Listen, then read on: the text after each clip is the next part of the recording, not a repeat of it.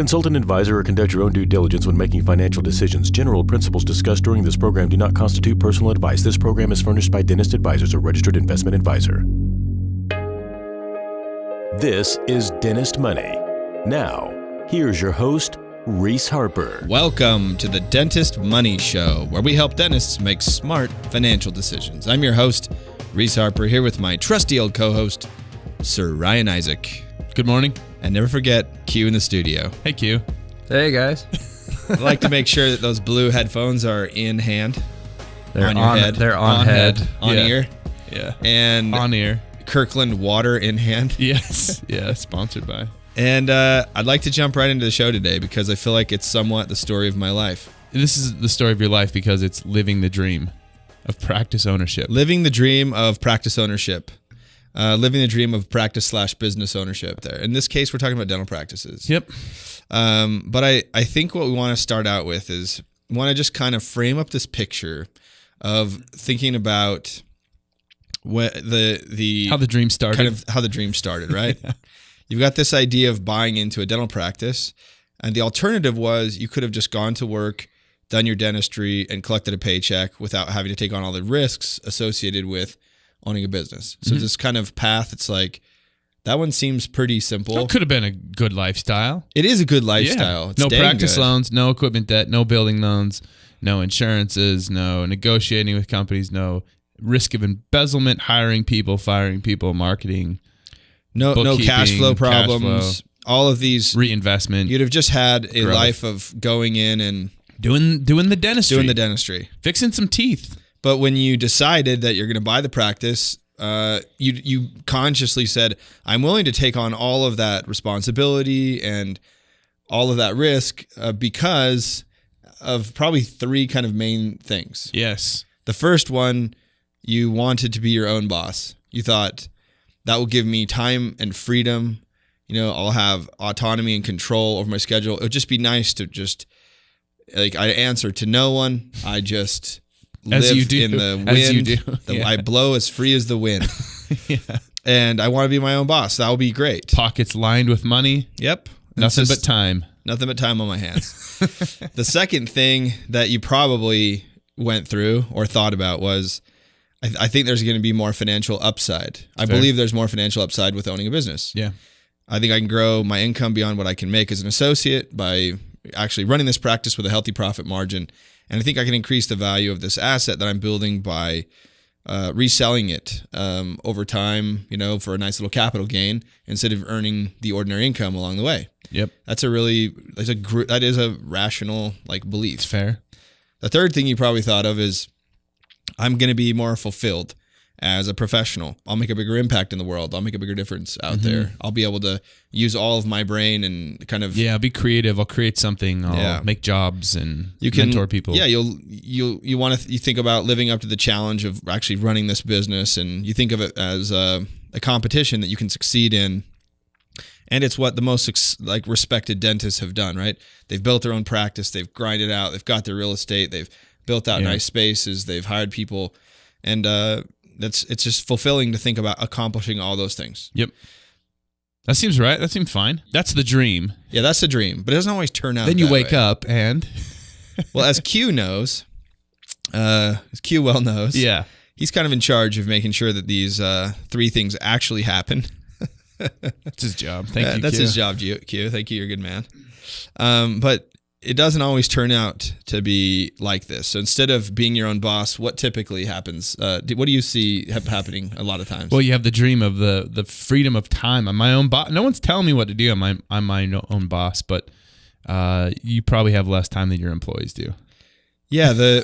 Instead of having no boss, the business becomes your boss, And it's basically. Yeah, it could be a really bad boss sometimes. It doesn't talk back to you. It just beats you with like a stick, you know, and you're just like, seriously, we're not even friends, but you just hit me all the time. And it never lets up. It doesn't have any hours. Yep. That boss doesn't keep hours. But I think the perception that you have as a business owner is often probably a little unhealthy. It's like not quite the reality of the way things are. Yeah, financially, it can feel that way too. Yep. You know, when cash gets tight or you got to make payroll, you have new expenses, you have build outs, you got to expand the practice, you got to hire the new person, the highly paid person, you know, and we've said this before, you can forget that your balance sheet might be growing, the asset of this business that you're building might be growing. The practice itself might be getting worth more money as part of your net worth, but you might actually have less cash. And that the perception of that, I mean, that's a reality too, but the perception of that can feel pretty awful. Oh yeah, it's real. I mean, I know from personal experience watching this business become worth a lot more money over the last 5 years. But as it grows, many of you know, a lot of times the cash flow that you need to put towards growth, whether it's equipment or a new associate or more hygiene or more capable front office, better insurance coordination and collections, a lot of these salaries, they take up some of the additional money, so the practice gets to be worth a lot more, but you might not feel like you've got a lot more in your pocket. Yeah. You might not feel like you're getting ahead faster, because usually what makes you feel successful is when you have extra money to either do stuff, it's the Skrilla, or take time off, or buy stuff. Yeah. It's that simple. It's pretty simple. And so if you don't have money, more for money in those the bank, things, more stuff in the garage, then you often don't feel like you're successful. I had a client the other day. We got on the phone and he was just really frustrated about the last like 2 years, right? And we've grown so much. We've gone from, this is a big practice, so we've gone from, 2 million and change in collections to north of 3 million in collections. And he was frustrated that it just, he's like, we're not getting anywhere. I'm making the same amount of money I used to make, and I'm the same progress, and we're just not going anywhere. I'm gonna let go of all my associates and just go back to the way it was and produce all this on my own. And fine. I'm like, well, right now, actually, the last 2 years, like, I just showed him his progress report, which helps kind of remove the anxiety and feeling that people have around. Let's consult the numbers. Let's look at the actual numbers. Let's go to the data. And we'll talk about this a little bit later, but it was interesting to watch him just kind of like light up when I was like, your net worth is increasing by, it was like $170,000 a quarter. Like, look at how much has changed. Your practice has increased in value. You've paid down a ton of debt. Your investments have gone up. Your taxes are actually, they're because you're earning, the more you've earned and you haven't been spending more personally, you've actually had an increased savings rate and you're putting a little more money away than you used to. Yeah. But he just hadn't really like enjoyed it yet. He hadn't gone on a decent vacation. He hadn't really taken some time off, and he was working like crazy. And I just think all of those like emotions and not having balance, in his life with his own personal finances, not having a little personal Skrilla, like you said, and a little bit less time, it makes people go, I'm not going anywhere. Yeah, nothing's happening. Yeah, there's no progress here. But that's not objective. That's not the truth. That's just the perception. That's perception. I think the other perception too is, as the owner, you know every problem. I mean, you know everything that's wrong in the business. So, in the practice, the things it should be doing that it's not. About the hygienist who isn't performing so well. About the lack of marketing. You might know about the chair that's about to bust. The arm, where you have to tighten it every morning, and that arm's gonna fall off, and you're just waiting for the patient to like be having a tough time in the chair, and the arm goes flying, and like all these little tiny problems. All the cracks in the ship, and that can just wear on you too when you know so many of the problems and not have the ability to just go fix everything in one, shot. Today we want to talk about how you can live that initial dream you had when you decided to become a practice owner. How you can really enjoy the freedom of being your own boss. How you can capture this financial upside of running your own practice, and also how you get the sense of accomplishment that comes from building a successful business. Mm-hmm. These are the three things you wanted, and I think you can have them. It's not going to be turning a light switch on and off to where just one day to the next you're going to be able to achieve all of this.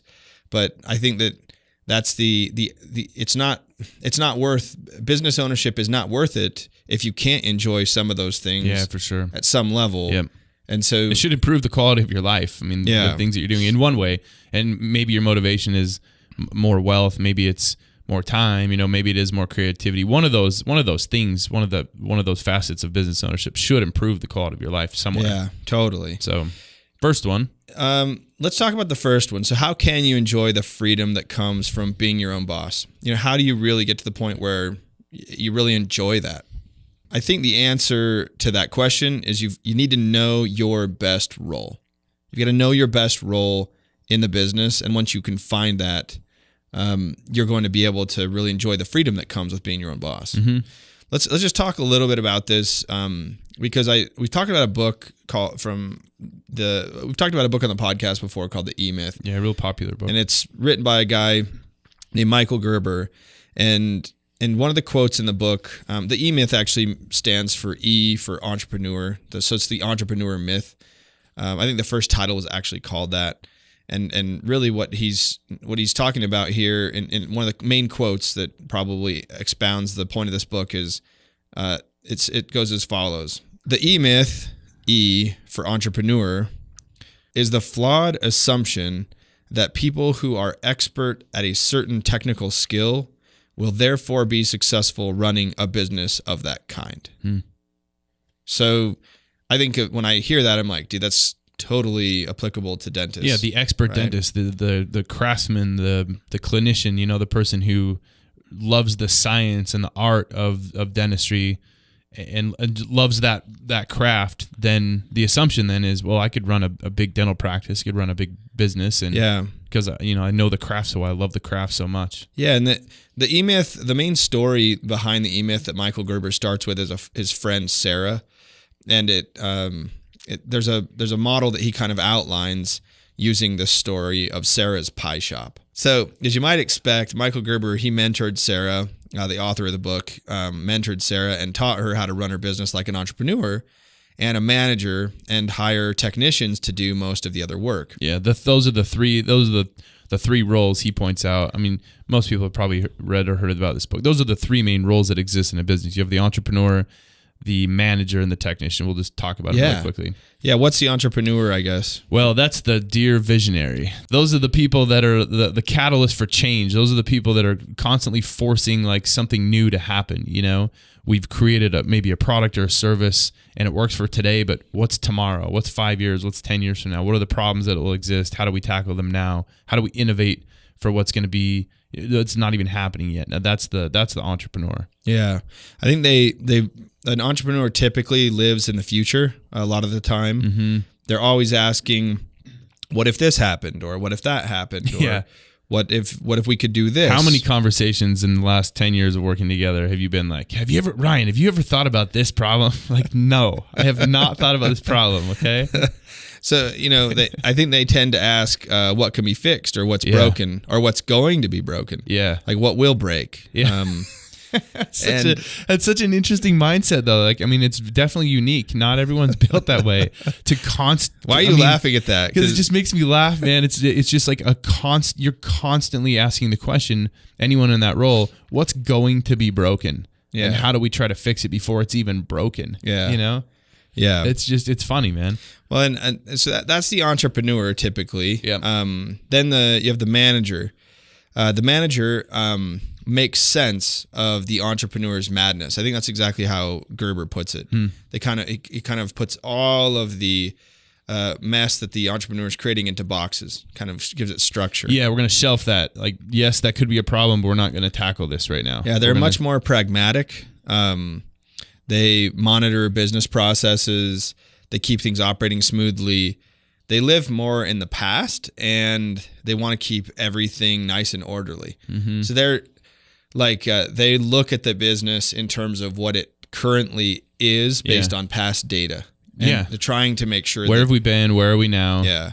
What does the data tell us? And they try to make decisions based on that information. Yep. Then you have the third personality type, which is the technician. Mm-hmm.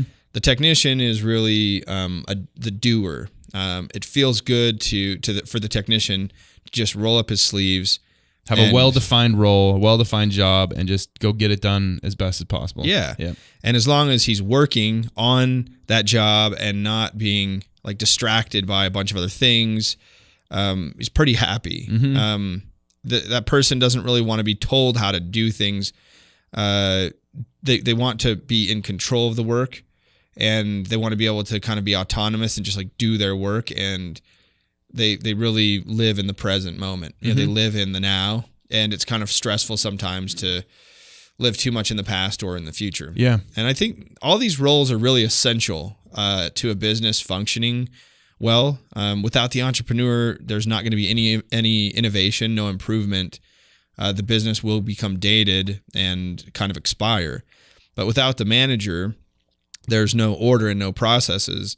And sometimes if there wasn't a manager, you'll see a lot of businesses where you just chase so many different the things. entrepreneur's ideas just send the business down 10 different channels, and there's not a lot of focus. And then without the technician, like nothing really gets done. Yep. So then the question that you had asked earlier is, how do you get to this point where you know your role, and knowing your best role? And some people can be, I think, maybe mixes of those different personalities, right? Well, in a perfect world, I think you're equally balanced among all three. Yeah. Right? Where you'd be the perfect person. You'd be like a third entrepreneur, a third manager, and a third technician. That'd be like the perfect, person to execute. That is a really balanced person and very unusual. Yeah. And I haven't met anyone who's that, Yeah, that's equally balanced. Usually what it takes is, most of us aren't all three, and so as the business grows and gets busier, it becomes more obvious that we shouldn't try to pull off the triple threat hat trick of being all three. Yes, the trident. But I honestly, early in my career, I was pretty confused about what I was,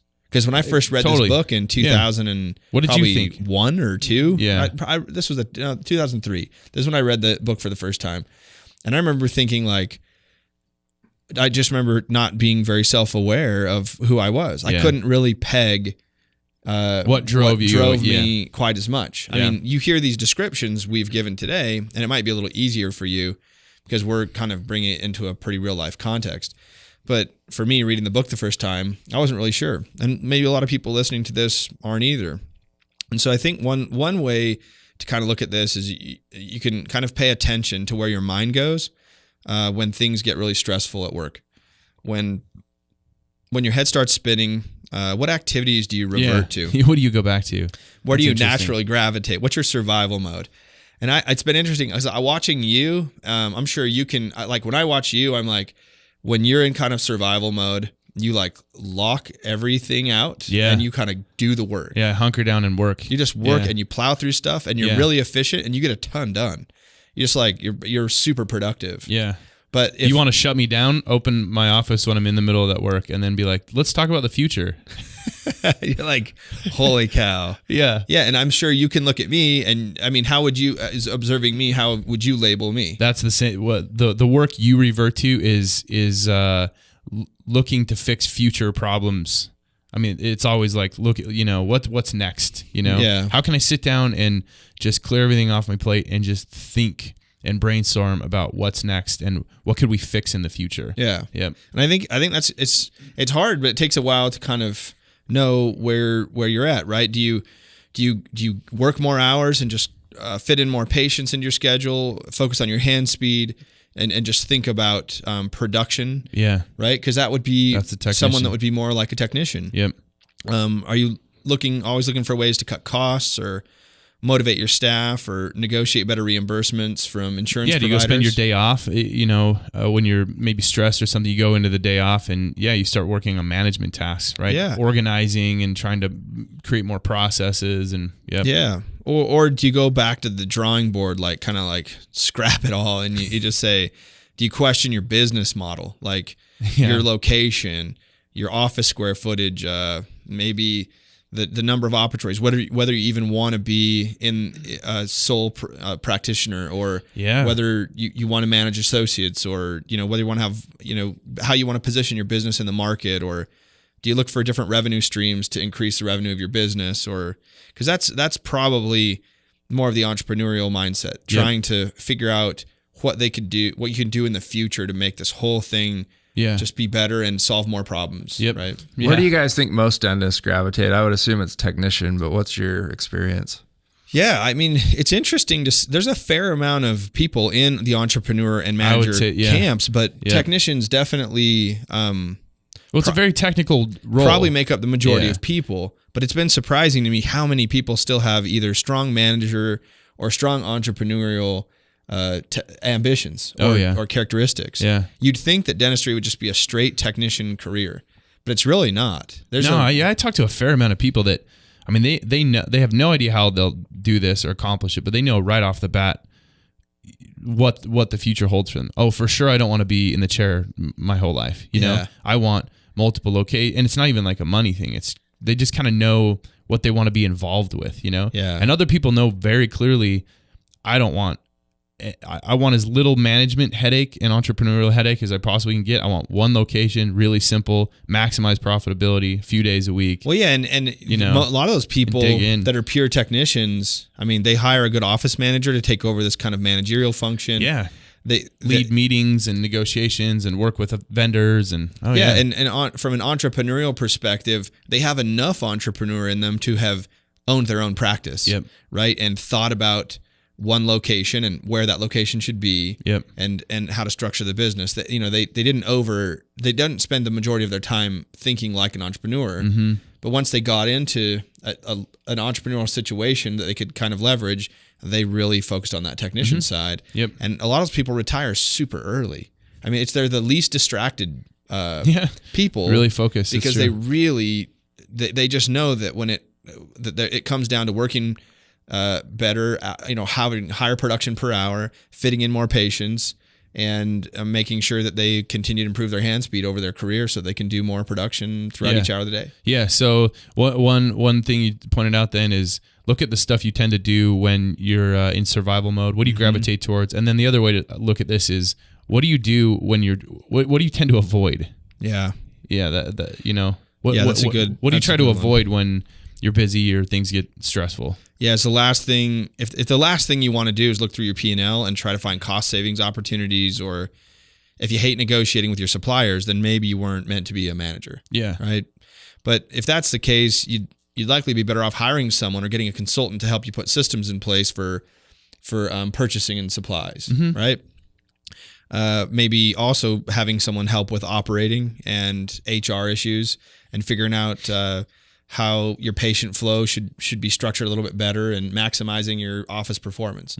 Those are kind of managerial skill sets that really someone's got to look at them. And what we're saying, I guess, is that it's important to be honest about what your strengths are and just give yourself a chance to maximize whatever performance you need to maximize in the role that is uniquely you, and then be willing to let other people fill the other roles. You know, don't force yourself to do things that you're not naturally good at. I think it's okay to stretch yourself a bit and always, for sure. If you're zero entrepreneur, having 10% entrepreneur is probably a good thing for you. And if you're 100% technician, getting some manager in your skill set is probably not bad. But for the most part, you just need to staff up to those deficiencies. You'll be happier, and you'll be happier. You'll be more successful. You'll do better at your craft. Just do what you're naturally good at.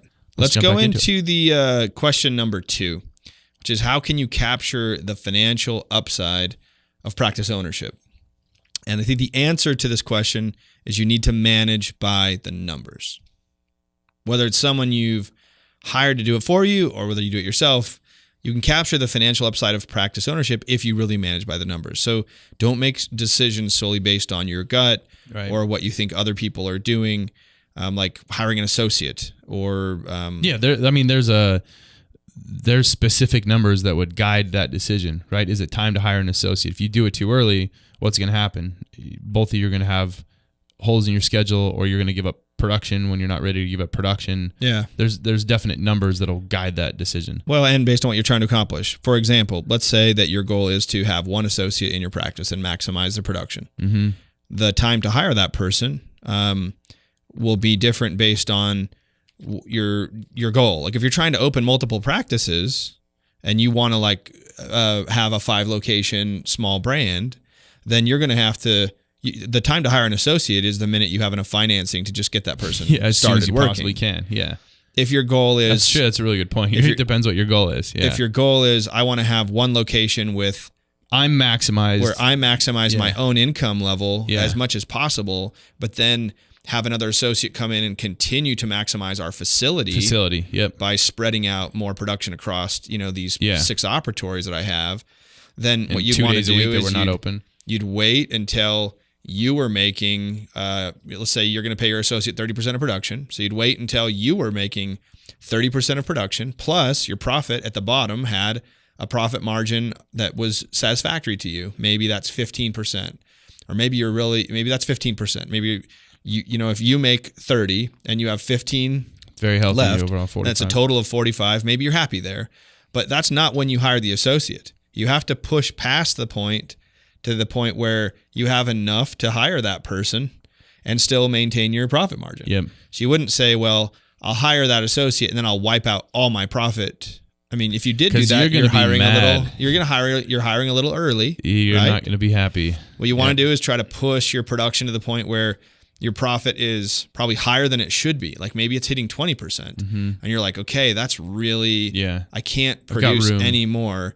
And I'm really maximized. So I'm going to take some of my profit and I'll drop my profit back down to 10. Maybe I'll drop it to 12. Yeah. And that's what I'm still going to have profit. But if I pay my associate 30% now of his production or her production, I'll still have a profit margin at 10 or 12, and we can grow back up to get to 20% together, of profit at the end. That's a really good point. Yeah, basing on the numbers and the goals. The goal also might be to cut back. Yeah, and there's people that are like, I want more time. I want to buy back my time, and I'm willing to buy it back with some income. Yep. So I don't want to make as much as I'm making right now because I just pay 45 cents or 50 cents in taxes on every dollar I earn. Yeah. So I'd rather just have a day back. Yeah. And so you can hire someone to buy that day back. Yeah. But you got to manage this based on the numbers. And the same thing applies for a new piece of office equipment, or hiring for an office manager, or hiring any kind of staff. It's how much of your overhead should be going towards staff as a percentage of your collections, and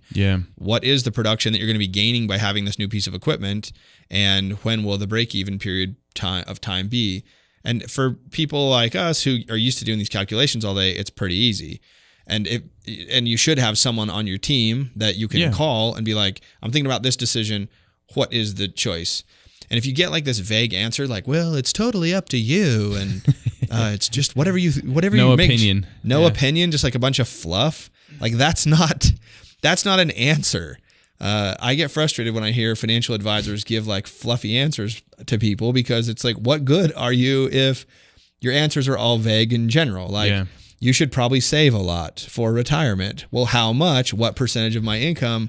And what would you advise for in my specific situation? You're my actual advisor. Yeah. What do you think I should save? I don't know. Whatever you feel like you can do, Doc. What do you think you can do?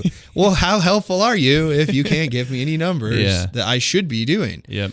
And so I think if you can't get these numbers on your own, find someone who can give you good numbers, because if you're not managing your practice by the numbers, you're not going to be driving a financial reward for taking on that business risk. Because I promise you that any large dental chain and large dental business has to get to where they can manage things by the numbers down to the penny in order to be successful.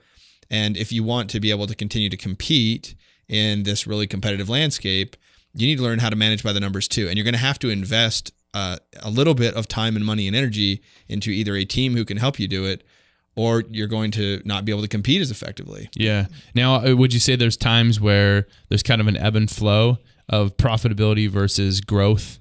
Like different phases of career where it's worth not having as much profit just so you can get to that point. If you're starting out and you got 300,000, 400,000, 500,000 in collections, but you could be $1 million plus practice. You have the facility and the capacity to do it. You want to work that much to do it. Yeah. Is it? There's probably a point early in career where you go, it's worth putting more money back into this thing, having a little bit less profit to get it to that point where it's finally like at its capacity. I think it depends on what your goal is. Like we said, that last few minutes, like if you're trying to get whatever size you're trying to get to, there is going to be a trade-off in profitability to get there. And it's okay to sacrifice. Well, we've seen people live in a tiny townhome and drive old cars and be worth on paper 10, 15 million bucks because they're plowing every penny back into like the next location, the next associate, the next partner. Yep. And that's just the sacrifice you got to make. Yeah, For what you want to. Yeah, what you want to accomplish. do. And I think so. Depending on the size you want to be, there is a trade-off, and that trade-off is everyone's got to sacrifice, from the single location that wants to do $1 million in collections to the producer that wants to have multiple locations and be an entrepreneur that doesn't do production. I mean, there's a lot of sacrifice that has to happen in the early phases of every business, and the cycle of growth versus profitability will likely ebb and flow throughout your career. Yeah. You can have one or the other. You can have growth or you can have profitability, but you really can't have growth and profitability at the same time. Yeah. Or no good amount of either. Just think about the math behind it, so you can kind of, if you want profitability, let's say you've got $1 million of collections in dental practice and you're getting paid 30% of production and there's 20% profit left over. That's $200,000 of profit that you get to keep above and beyond what you would get paid working a normal associate job. So you are excited about that because there's great profit there. Mm-hmm. You have the enjoyment is you get to do things with the money. You can buy a boat, you can buy a nicer house, you can retire earlier, you can more pizza, have more good dinners and mountain meals, bikes, better steaks. Yeah. You can stop going to Sizzler for the all-they-can-eat Hey, shout out to $9.99. Sizzler, man. Shout out to our friends at Sizzler treated me but- right for a lot of years back in the day. I liked Sizzler back in the day. I haven't been there for a while, but that place I haven't been there is for a long time, so I solid. still have like a really good perception of Sizzler. So I've much respect to Sizzler. Yeah. Next point we were going to make is you kind of have to start with some of your own personal financial goals and business financial goals and determine what the business needs, like where you're at, right? Yeah. I mean, so the example you gave, maybe taking a lower than average associate's wage, giving up all profit to grow, and you can't just do that and then just like hope that all the money that's not coming to you is being efficient somewhere. Yeah. You know, like you have to be measuring it. You need to be measuring your net worth and the equity you're building in this practice, and what is the practice value and how is it trending, and you know, like where everything's going. You have to be extremely detailed about that, or else what will happen is you'll just make not very much money and stuff will get wasted in other places as you attempt to expand the business, and then you'll just be mad one day. Totally. And then shut her down. Shut her down. I would start, like Ryan said, I would start with your personal financial goals and determine what the business needs to produce and how much your business asset needs to be worth, so that you can have what we call a point of where work is optional, which is something we call your TT score. Your TT score just measures, you know, the number of years you could really live on all of your assets combined.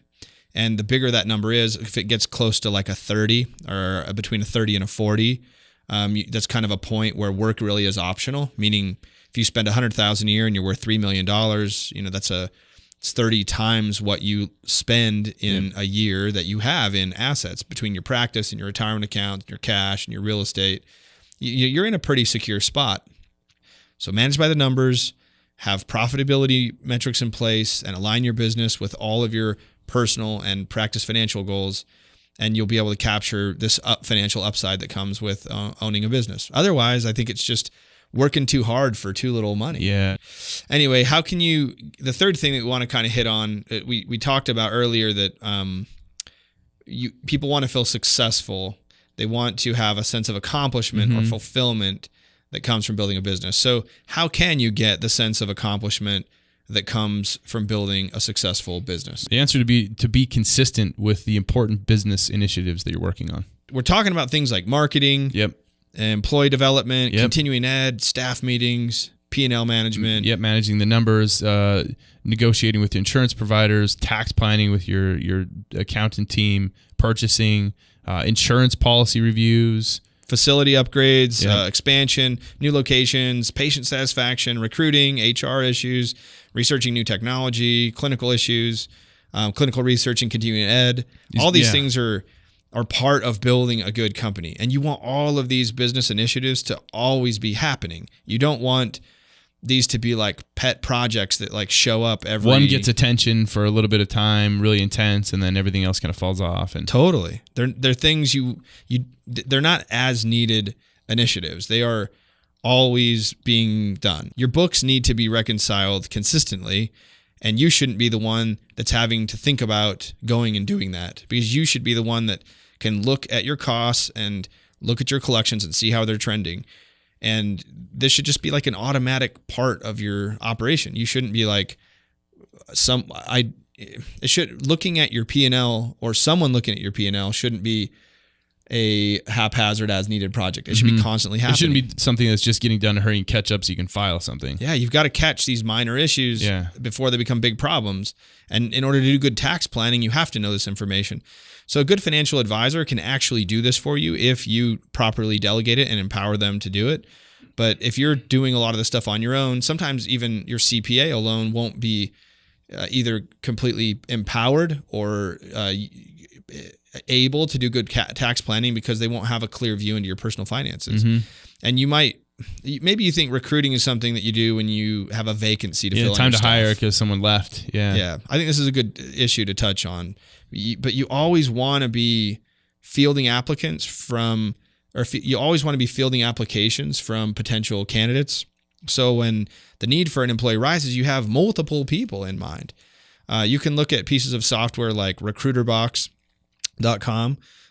It's a software that I've used that I like to be able to keep track of all of the people that are applying for certain positions. I'm always looking for new advisors that can help push our business in the right direction. Yep. And if you always look like you're always hiring and you're on a regular basis reaching out to attract qualified candidates and just letting them know we're always taking applications, we're always looking for. Yeah, you're always interested in the right fit. Yeah. I mean, you have a chance to always improve your human capital and improve the quality of your team. And so I think that's just an important goal. Okay. Marketing's another huge one. You guys took a trip recently to a marketing summit and learned some. Yeah, we went to a big marketing summit in San Francisco a few months ago. You and Q. Yeah. The host and Q. Well, and Jeff was there. He pretty much ran the Shout out to the guy behind the camera right now. We went to a big marketing summit in San Francisco a few months ago, and one of the biggest takeaways was that in order for your marketing initiatives to work, they have to be consistent. And we've known that, but it was just interesting that was like the big takeaway that everyone is preaching all the time. And whether it's direct mailers, social media posts, email campaigns, promotions, or whatever you've decided to use, it needs to happen on a frequent basis over an extended period of time in order for your brand to stick in people's minds. If you do one social media post a year after you realize new patient count is down, that's probably not going to solve the problem. Yeah. And the principle is to put all of these things into a process that makes them happen like clockwork. All of the tax planning, the marketing, the HR, the recruiting. I've just listed a few examples, but it can't be an as-needed thing. It could be as simple as mapping out your business initiatives on a calendar, just putting them on a calendar, being like, these are the things I'm going to do. And you're not going to get good at this in 1 year. And I don't expect that 10% of the people listening to this would even know how to get started really. But if you don't know, you're just like me 10 or 12 years ago when I started my own business. I didn't know all of these things. I mean, I learned marketing for the first time, and I learned payroll for the first time, and learned how to manage my P&L. I mean, I remember being really stressed for the first year of business operations about how I was categorizing my expenses on my P&L. And I haven't thought about that for a while because it's so dialed in and that part of our business is working so well that I don't have any, I'm not only not doing it, I'm not even actually making the decisions on it as much anymore. Someone else is making the decisions on profitability and thinking about when we can afford to hire the next person and when the right time is to incur certain expenses and how much we can afford in a certain area. But I mean, and I've been around you long enough to know what those days felt like when it was one person's job. And I remember the days when that wasn't dialed in too. There were some we got to make decisions based on how does this feel or gut reactions versus today.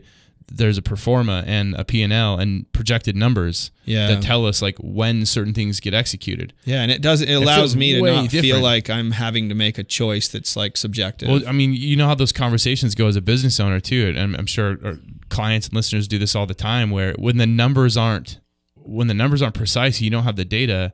You kind of you feel like you got to make a decision, and there's feelings and emotions about it, and then you go back and forth on that decision, a ton for a long time, arguing both sides of it because it's just not clear. It feels scary, but feel like you need it. And so, I think there's a lot of technology. There's a lot of people that, you can reach out to for help. And there's just, I think that the point of this is if your business isn't really firing on all of these cylinders, it's not going to be very fulfilling, right? When you have business systems in place that help you address all of these important business goals on a consistent basis, you'll get the sense of accomplishment that comes from creating something that has a lot more value than when you started.